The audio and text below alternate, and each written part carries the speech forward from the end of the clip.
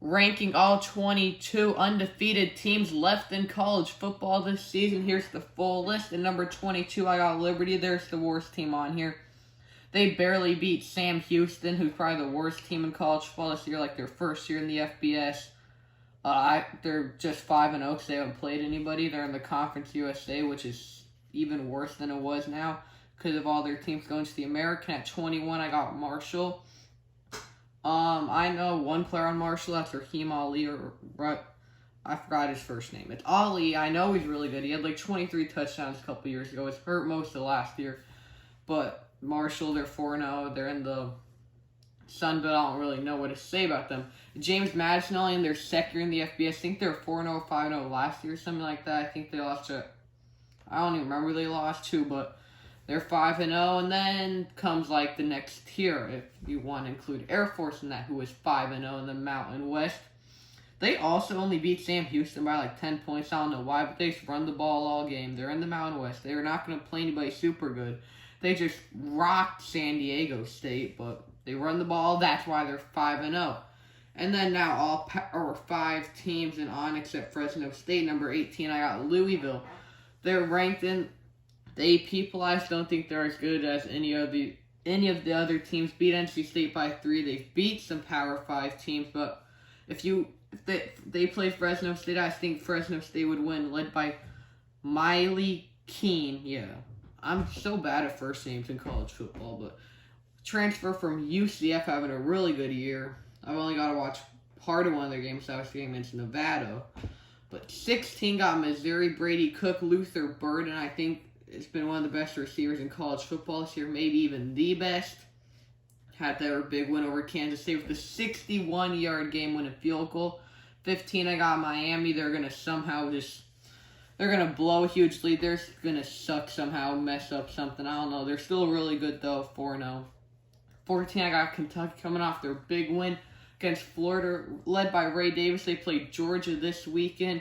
It's going to be a big game for them. 13, I got Maryland. Not even in the AP poll yet, but I think they're really, really good. Probably a top 20-ish team in college football, at least right now this year. Led by Tua's brother, Talia Tagovailoa.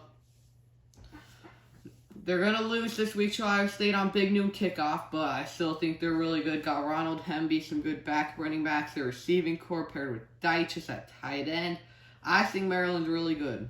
12, I got Washington State 4-0 coming off their bye week. Beat Oregon State their last game. They're on here because of Cameron Ward. They have like no running game this year, but they have Cameron Ward, and that's all they've needed this year. 11, I got North Carolina, Drake May. All their other running backs, but it's been mainly Omarion Hampton, British Brooks this year.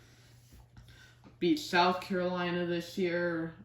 I forgot who they play this weekend, but Drake May, one of the best quarterbacks in the country, got North Carolina number 11. Oklahoma at 10, having kind of a comeback. They haven't played really anybody good until tomorrow when they play Texas Red River Showdown. I think Oklahoma's actually going to win. They got Dylan Gabriel, the freshman Nick Anderson, Angelo Anthony, Joril Farouk. Yeah. My phone just ran out of storage, but at number 9 got Washington, led by Michael Penix.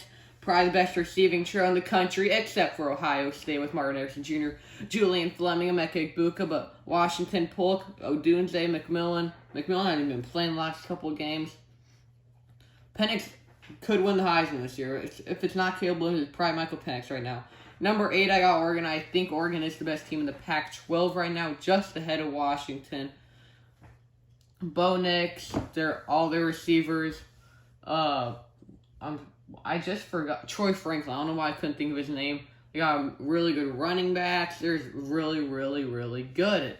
They're one of the best teams in the country, obviously. 7, I got Penn State. If you're watching my preseason college football videos, you would know I think they're going to be super, super good this year, and they have been, even though the last couple games against Illinois, Northwestern, they haven't done like anything till the fourth quarter. Drew Aller, their running backs haven't even been that good this year. And Nicholas Singleton, Katron Allen, they got really, really good defense. They play Ohio State in a couple weeks, so I'm ready to watch that. I am a Buckeye fan. At number 6, I got Texas. Probably people think this is too low. I don't care. I don't think they would have beat Kansas if Jalen Daniels was playing, but they still are really good. It's just these 5 teams ahead of them, if they played any of them, I think they would lose. And number 5, Florida State. Only top 10 team on here has already had their bye week, except Ohio State. USC, I guess, had one because they played in week 0. But Florida State, Jordan Travis, Trey Benson, Johnny Wilson, Keon Coleman. You know who's on Florida State's team. They've already got big wins this year over LSU and Clemson. Almost lost to Boston College when Boston College had like 20 penalties. I don't know how, but they did.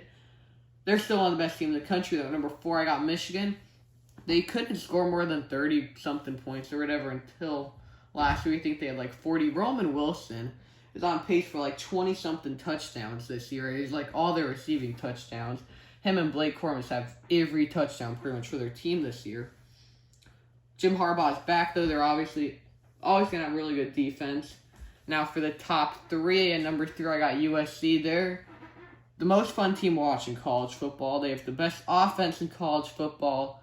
Caleb Williams, there are 10 different receivers, different running backs. I don't know how you can stop them. Alex Grinch is going to mess up their defense. You're probably going to be able to score like 40-something points on them, but they'll score like 50-something and win. Number 2, I got Georgia, 22-game win streak, I think. Back-to-back national championships. But as a Buckeye fan, I'm not putting Ohio State below them until Ohio State loses, which is not happening this year. Georgia this year, they barely beat South Carolina, barely beat Auburn, needed comebacks in the second half to win.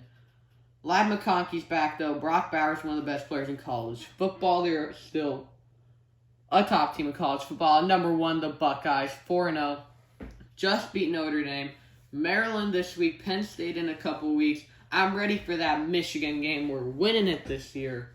But I got Ohio State as the number 1 team in college football.